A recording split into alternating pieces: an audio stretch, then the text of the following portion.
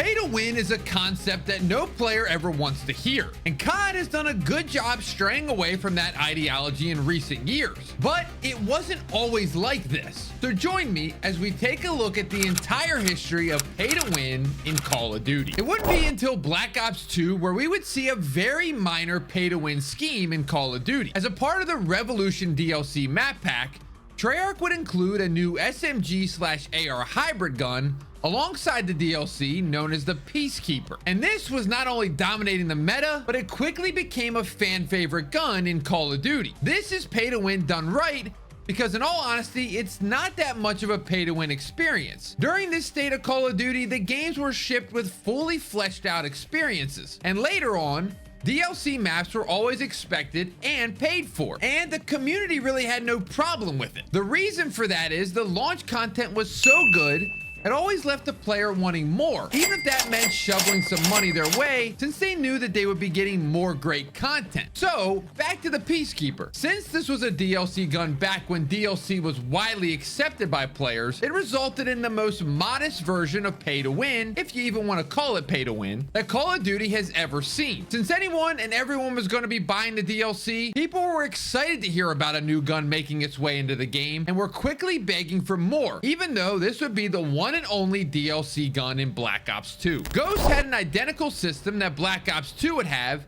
and that DLC packs came with new guns as well. This time, each DLC came with a gun, but there's really only two worth talking about. The Maverick was one of, if not the best AR in the game, and came with one of the cleanest iron sights in all of Call of Duty. Then you had the Ripper, which was an AR SMG hybrid gun, but unlike the Peacekeeper, had a toggle mode that would convert it into whichever gun you would like. This would change the handling dramatically and was obviously very versatile, and then you had one gun to use at long, medium, and short range, which no other gun was capable of. Advanced Warfare would create a new system for obtaining post-launch weapons in the form of supply drops. With over 10 post-launch guns added to the game, only 2 of which being a part of DLC map packs, this is where things started to get out of hand. Sure, supply crates were earned through playing, but if you wanted to buy them outright with cash, you could do this. After doing so, you're still not even guaranteed a gun, let alone the gun you wanted. On top of this also introduced different variants of guns, somewhat similar to a blueprint system we have right now, except it completely altered the stats of the gun. And yes, you also got these from supply boxes. A lot of the time it would raise a couple of stats while lowering a few others, but there were some that were objectively the best and put you at a massive advantage. In theory, you could get all of these guns and variants. This resulted in a very frustrating system that players universally despised, but was unfortunately here to stay, as we're about to see it with the later games. BO3 had pretty much the same system as Advanced Warfare, but this time with over 30 guns. They even teased us with classic guns such as the M16, the Galil,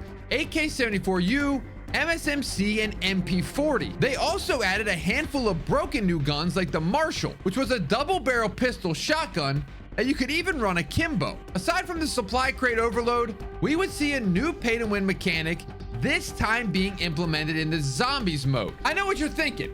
How on earth could zombies become pay to win? Well, just hear me out. With Black Ops 3 zombies, we got the new Gobblegum system, which was similar to perks, but had some crazy effects that no perk could ever achieve. Aside from the classic Gobblegums that you could use as many times as you wanted, there were Mega Gobblegums that you only had a finite amount of. And you guessed it, you could buy more of them with real money. The way the system worked was by giving you liquid divinium by playing zombies, which you could use then randomly to distill Mega Gobblegums. The liquid divinium drops in-game were completely random, but usually you'd only get maybe 3 on a solid game of zombies, which was enough divinium for 1 distill. Now, the reason this could be considered pay to win is there's some game-changing Mega Gobblegums that make your experience a whole lot easier, especially if you're trying for an Easter egg. Perkaholic immediately gives you every perk on the map, and Shopping Free gives you 1 minute of unlimited money to essentially open the entire map. So when there's people who can spend money on liquid divinium, they have a big head start over those who can't. Infinite Warfare carried on the legacy of the previous games on the list, this time bringing in one of the most broken guns we've ever seen in Call of Duty history. The Proteus was a supply drop gun that we actually mentioned on this channel in our glitches video. This gun had an actual aimbot preloaded onto it, and would kill anyone on your screen, and even shot several bullets at the same time without having to aim. Making the gun overpowered is one thing, but creating a gun that essentially had cheats installed onto it is a discreet way to drive up your supply crate sales. COD 4 Remastered would also be caught with DLC guns added to its arsenal and a supply drop system as well. Although this time you could somewhat choose which guns you could earn, with 2 different variants of supply drops, one of which with the chance to earn previous guns, and the other with a chance to earn the newer guns that had just dropped. This left the community torn into different viewpoints. Some saying this was a refreshing new way to experience a beloved COD game, giving it not only a fresh coat of paint, but new features to go alongside with it. And others were saying that this was ruining a timeless classic by adding guns to the game that were never there in the first place and shouldn't be. But which side were you on? The next 2 CODs would be World War II and BO4,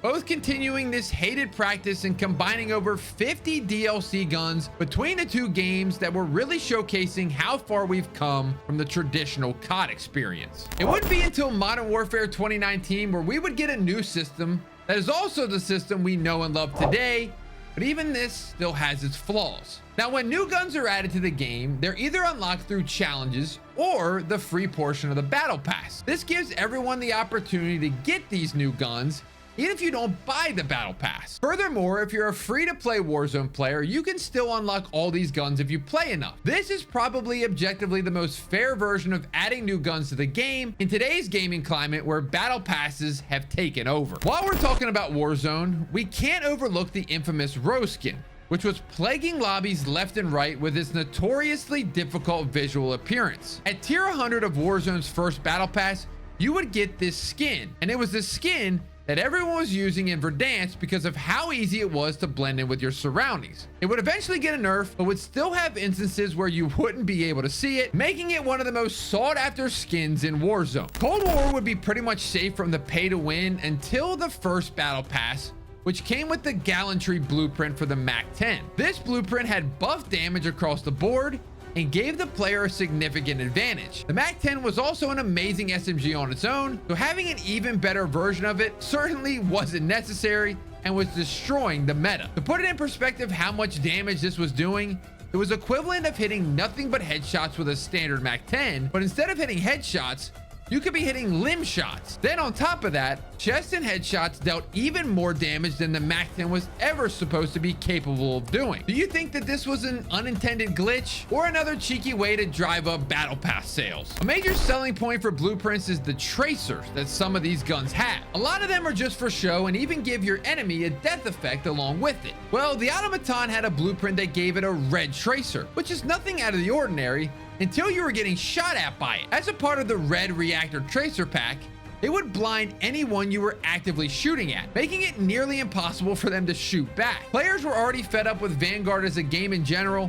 and having this blueprint around surely wasn't helping its case, especially because the automaton was the meta in just about any game mode. Now on to MW2, which just before the launch of MW3, dropped a paranormal investigator pack. And surprisingly enough, the broken aspect about this pack was not an operator, not a blueprint, and not a reticle, but a gun screen. Yeah, that's right, a gun screen. The Ghost Tracker gun screen gave you 4 times the amount of score towards your score streak, which quickly broke lobbies left and right. To give you an idea of how broken this was, you could get a Juggernaut and 3 kills if you had Hardline on. The reason this worked was because this was during a Halloween event, and during this event, players would drop souls that got XP for picking them up.